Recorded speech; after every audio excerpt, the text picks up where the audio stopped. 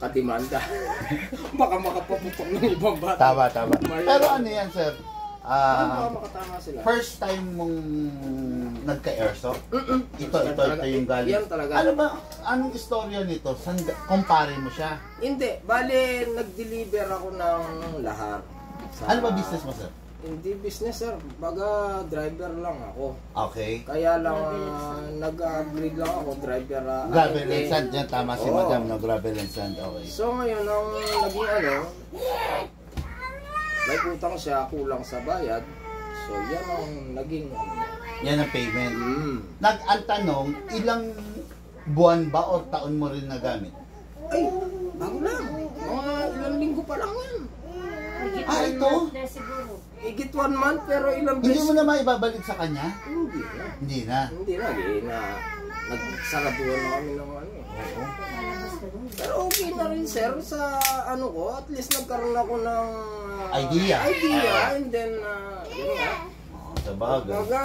Pagka kasi, ako kasi kay Mrs., pagka ginusto ko, hindi naman sa, meron din ako mga ginagawa sa bahay, yung mga minomodify ko na, yung mga 49cc na mga motor. O yung... nagdaganon ka? Yung mga pocket bike? May pocket bike ako, yung Ninja. Ngayon, ginawa ko siyang 3 gulong. Okay. Kumbaga, kumpleto kasi ako sa bahay. May mga gamit ako. Dahil dump truck eh. So, kung anong kailangan ko, meron ako sa bahay. So, habang wala akong ginagawa, yun ang tinitira ko. Eh ngayon, ito nga yung bago kong talagang gustong-gusto ko talagang makapunta rito. Yung time na makapagtanong ako sa iyo dahil ikaw yung may alam niya. Bali, sandali, maiba ko baka mawala sa utak ko. Yung panganay mo is 18. Doon sa masasabihan naman na, no? Oo. Yung sumunod, ang kasunod nun, yung 10 na anak niya doon sa nauna. Masasabihan na rin, disiplinado na. Wala ka naman palang problema. Ang problema nga itong 3 na, ay, lalo na yung pangalawa na yun. Iba yung ano niya, style niya. Siyempre, para siyang bully na hindi ko mawari. Pagka, nung una, hinawakan niya nga, walang bala. Hawak ko yung bala. Hindi naman loaded? Wala, hawak ko to. Itong basta picture lang yan. Kinuha niya to, binigay sa akin.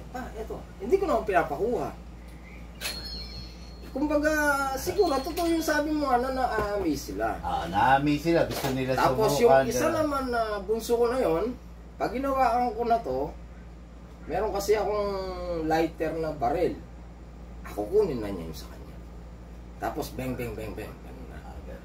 Kumbaga, hindi mo kasi maaalis, sir, mga lalaki. Sabagay. Tapos yung dugo mo, nananalaytay sa kanila eh. Kaya hindi mo maaalis talaga eh. Ako kasi ang ugali ko pagka nagkaroon ako tulad nito, diyan ako na papaisip na parang gusto ko pang magkaroon ng idea and then yung magkaroon ako ng isang bagay na ganyan na masasabi kong alam ko na.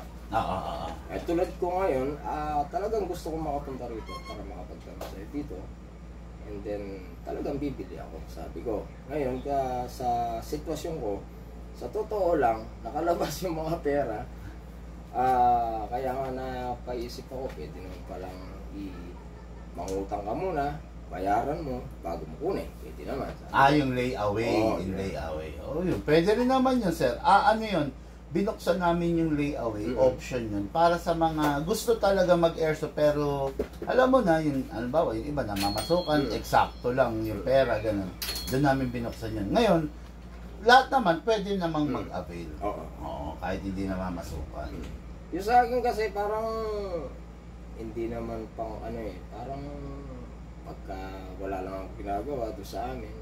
Mostly talaga ganyan. Yung panglibang-libang nila. Kasi hindi lahat ng oras, merong oras yung tao para, alam mo, pumunta sa firing range, magpaputok ng tunay. Tapos, syempre, mahal din ang bala ngayon. Ang mahal ng bala ngayon, 30, 35 pesos. Pero ako naman pagka naisipan ko lang, doon ko lang gagamitin. Tulad kagabi. Masarap yan pag Sabado, Linggo, habang nagkakape ka or sumasyat ka. Pero sabi nila, hindi ba pwedeng ilabas siya na magpaputok ka sa labas na biglang... Hindi naman, ganito. Tulad ng pag-inom ng alak. Pwede kang uminom ng alak sa loob ng bahay mo, sa garahe mo, sa bakuran mo. Pero hindi ka pwede mag-inom ng alak sa basketball court. May lugar. Oo, may lugar dapat. Ganon din yan. Hindi ka pwede sa labas magpaputok or mag-firing na nakikita ng mga public. Pero kung nandun ka saan ba, may rooftop ka, may garahe ka, may bakuran ka, may likod bahay ka, pwede ron. Kung halimbawa sir, bit-bit ko. Nakabag ako. Nakabag ako dun sa bukid. Ita-travel mo? Ita-travel ko, nakamotor. Nakasaksak dito. Kung halimbawa biglang may pulis na nakita, halimbawa nakalampas yung nakita, oy, baril yan Hindi pwede naman, surrender mo, ipakita mo. Pag nakita nilang airsoft yan, kaya nga di ba sinasabi ko sa'yo, pag ang bala mo, tingga, or yung mga bulitas na, ibang usapan na yun. Yun, may kalalagyan ka ron. Talagang may kaso yun dahil may batas tayo sa airgun. Sa airsoft naman, kung sakasakali, nasa the way pa rin ng approach mo, yung pag-uusap mo. Halimbawa, sinabi nila, patingin na yan, edi wala ka naman tinatago, ipakita mo, bulat-latin mo. Airsoft po ito sir, pupunta ako nun sa bukid ko, kamong ganon. Magpa-firing ako, ganon. Okay naman yun, wala ka nun. As long as ang makikita nilang bala, ganyan, yung ceramic. Pero pag tinggana, ibang usapan na yun, sir. Okay, at least meron na akong Kasi mahirap na kasi yung magkaroon ka ng... Tapos sir, yun nga, ita-travel mo, nakabag. Yun nga. Huwag yung nakasukbit, ha? Tapos hanggat maaari, kung halimbawa nakabag, kung merong box yung motor mo, lagay mo sa bag. Okay. Saka mo na lang ilabas pag nandun ka na sa site. Sa ground mo. O yun sir, sa palagay ko, dito tayo mag-ano. Shadow. Oo. Ito yung parang... Shadow orange. Ganda. Kasi kung ito, masyado. Yung price, hindi naman totally nagkakalayo. Yung isa ayaw mo, yung compact? Alin to? Yung ipinakita ko. Medyo lower, actually, pabor sa akin kung yan ang bibilin mo, kikita ko sa'yo.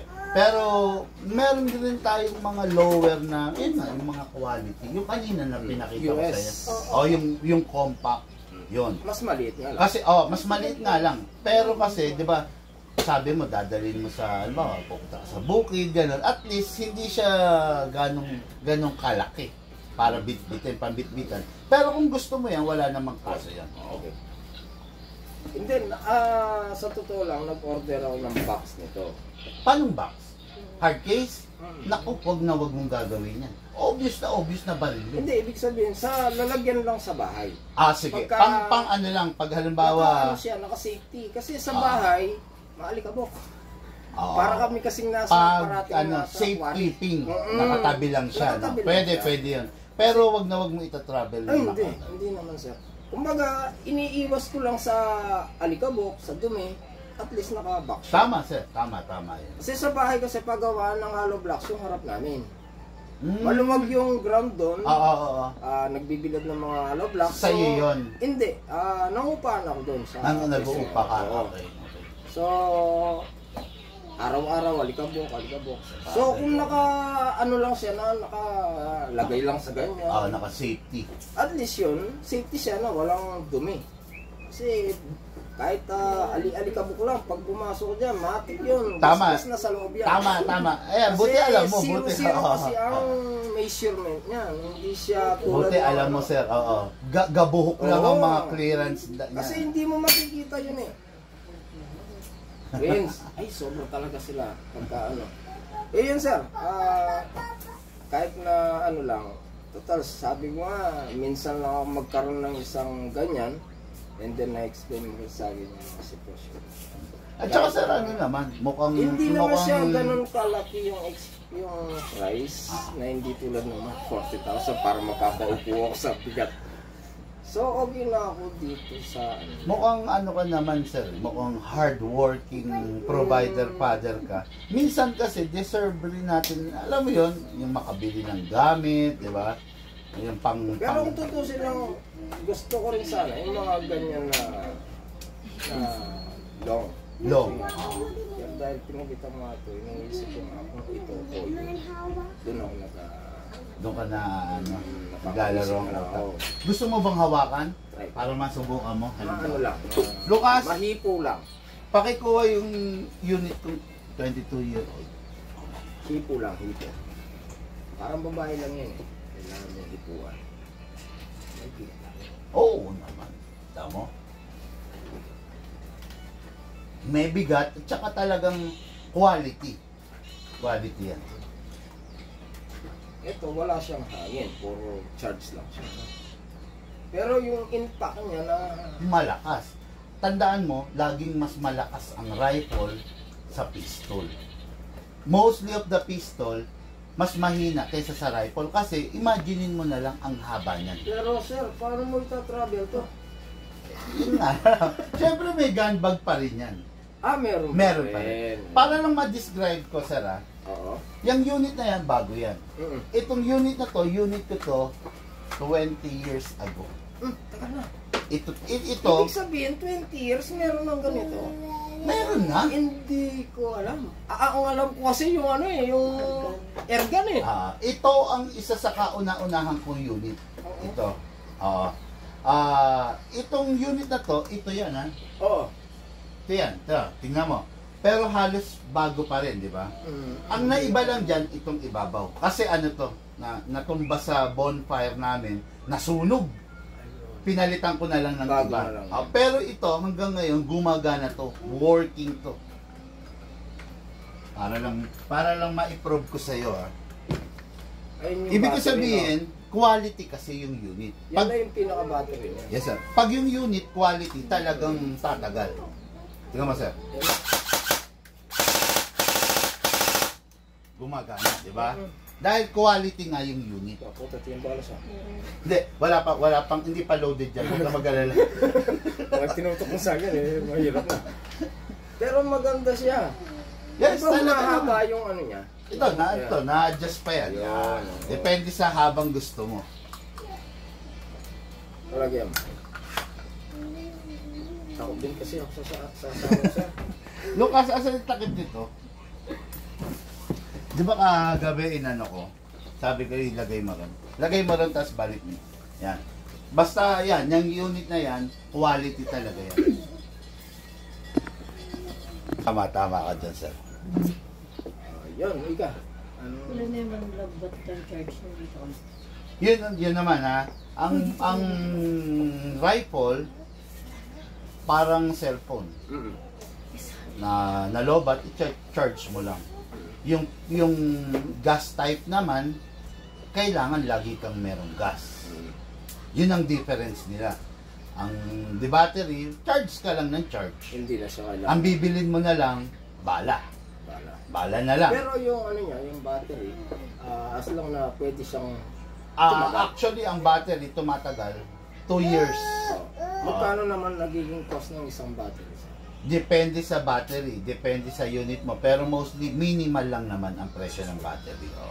Ang kailangan mo lang alagaan yung battery mo, syempre, wag masasaid. Yung sasagarin. Sasagarin yung charge niya. Tapos, wag mag-iinit. Yun lang naman. Sundin mo lang yung mga maintenance niya. Tatagal talaga ng 2 years. Ngayon, tatanong mo sa akin, pwede bang bumili extra battery? Pwede kung sa pwede. Pero, after 2 years, masisira rin siya. Sabagay. Eh di, sulitin mo na yung isang set mo na battery. Di Pwede ba? mo naman i-charge ulit. Charge mo na lang ulit. Oo. Pero minimum ng oras ng pag-charge niya, Normally, 2 hours. 2 hours. 2 hours. Yung isang full charge is equivalent sa 10 magazine. Matagal. Marami na rin. Bawat isang magazine, 300 rounds. Yun nga, nakikita ko nga sa... Kaya madami, di ba? So, kailangan mo rin maraming bala. Yun, sa rifle, talagang bala ang kailangan mo. Wala ka ng ibang kailangan sa kanya eh. Hindi tulad sa pistol, or sa gas type na rifle, kailangan mo ng bala, kailangan mo ng gas. Oh. So, syempre, sa rifle yan, bala mas na- malakas siya sa gas. Sa bala naman natin, sir, Mm. magkano yung bala